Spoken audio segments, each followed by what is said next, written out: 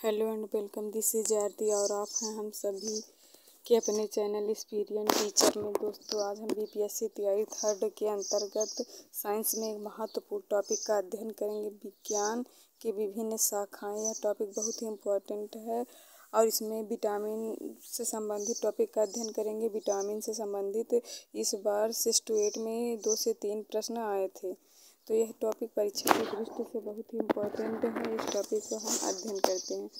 Numismatics में किसका अध्ययन किया जाता है? तो सिक्कों का अध्ययन किया जाता है। एकोस्टिक्स में ध्वनि विज्ञान का अध्ययन किया जाता है। एंटोमोलॉजी में कीट पतंग विज्ञान का अध्ययन किया जाता है। और नीथोलॉजी पक्षी विज्ञान से संबंधित है। सेरीकल्चर रेशम उत्पादन का अध्ययन किया जाता है। एपीकल्चर में मधुमक्खी पालन का अध्ययन किया जाता है। हॉर्टिकल्चर में पुष्पों फलों वाले पौधों का अध्ययन किया जाता है। माइकोलॉजी में कवकों का अध्ययन किया जाता है। एंथ्रोपोलॉजी में मानव विकास का अध्ययन किया जाता है। एस्ट्रोनॉमी में खगोलीय पिंडों का अध्ययन किया जाता है। बैक्टीरियोलॉजी में जीवाणुओं का अध्ययन किया जाता है। क्रोमेटोलॉजी में फूलों के रंगों का अध्ययन किया जाता है। कर्मोग्राफी में नक्शा बनाने की कला का अध्ययन किया जाता है। डर्मेटोलॉजी में त्वचा रोगों का अध्ययन किया जाता है। इथोलॉजी में जीवों के प्रजाति गुणों का अध्ययन किया जाता है। और न्यूरोलॉजी में सपनों का अध्ययन किया जाता है। जेनेटिक्स में वंशानुगत गुण का अध्ययन किया जाता है। कॉस्मोलॉजी में समस्त ब्रह्मांड का अध्ययन किया जाता है। नेफ्रोलॉजी में गुर्दा का अध्ययन किया जाता है। न्यूरोलॉजी में मस्तिष्क रोग का अध्ययन किया जाता है। पोमोलॉजी में फलों का अध्ययन किया जाता है।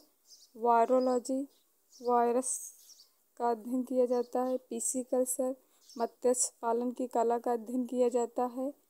मायोलॉजी में मांसपेशियों का अध्ययन किया जाता है। गाइनोकोलॉजी में स्त्री रोग विज्ञान का अध्ययन किया जाता है। कार्डियोलॉजी में हृदय रोग का अध्ययन किया जाता है। मेटालर्जी में धातु विज्ञान का अध्ययन किया जाता है। जेनेटिक्स में आनुवंशिकी का अध्ययन किया जाता है। फ्रेनोलॉजी में खोपड़ी का अध्ययन किया जाता है। न्यूमेरोलॉजी में संख्याओं का अध्ययन किया जाता है। हिस्टोलॉजी में तंतुओं या ऊतक का अध्ययन किया जाता है। हेपेटोलॉजी में यकृत का अध्ययन किया जाता है। लिथोग्राफ में शिला पत्थर पर मुद्रण का अध्ययन किया जाता है। ओटोलॉजी में कान का अध्ययन किया जाता है। न्यूमेटिक्स में गैसों का अध्ययन किया जाता है। फोटोलॉजी में प्रकाश का अध्ययन किया जाता है। रेडियोलॉजी में एक्स किरणों का अध्ययन किया जाता है। जुकेमी में पशु रसायन का अध्ययन किया जाता है। विटीकल्चर अंगूर उत्पादन का अध्ययन किया जाता है। वर्मीकल्चर केचुआ पालन का अध्ययन किया जाता है। फाइकोलॉजी में सवालों का अध्ययन किया जाता है। साइटोलॉजी में जीव कोशिका का अध्ययन किया जाता है। एंथ्रोलॉजी में पुष्पों का अध्ययन किया जाता है। एग्रोनॉमी में फसली पादपों का अध्ययन किया जाता है। केलोलॉजी में सौंदर्य का अध्ययन किया जाता है। कॉस्मोलॉजी में समस्त ब्रह्मांड का अध्ययन किया जाता है। सेमेंटिक्स में शब्दों तथा वाक्यों का अध्ययन किया जाता है। पैडोलॉजी मृदा का अध्ययन किया जाता है।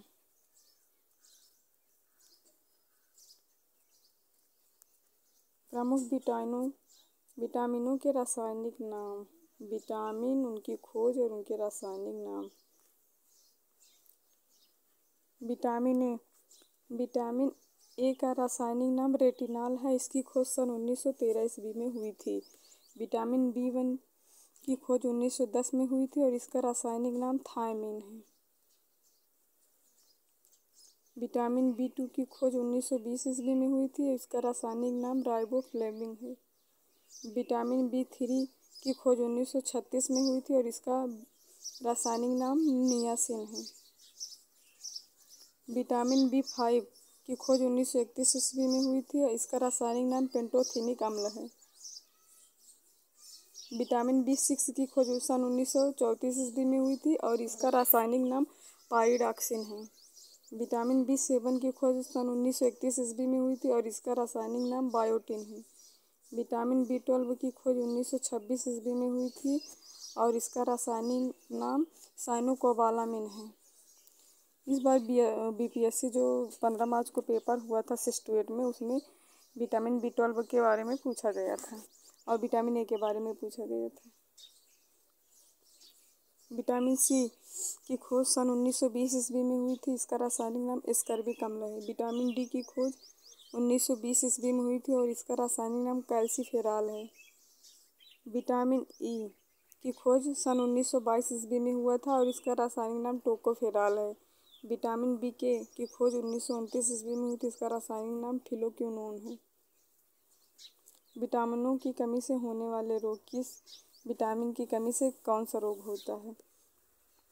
विटामिन A की कमी से रतौंधी होता है। विटामिन B1 की कमी से बेरी रोग होता है। विटामिन B2 की कमी से क्लोसिस और त्वचा का फटना होता है। विटामिन B3 की कमी से मंदबुद्धि होते हैं बच्चे और बालों का सफ़ेद हो जाता है। बाल जो हैं कम उम्र में ही सफ़ेद हो जाते हैं। विटामिन B5 की कमी से पेलाग्रा और त्वचा दाद होता है। विटामिन B6 की कमी से एनीमिया और चर्म रोग होता है।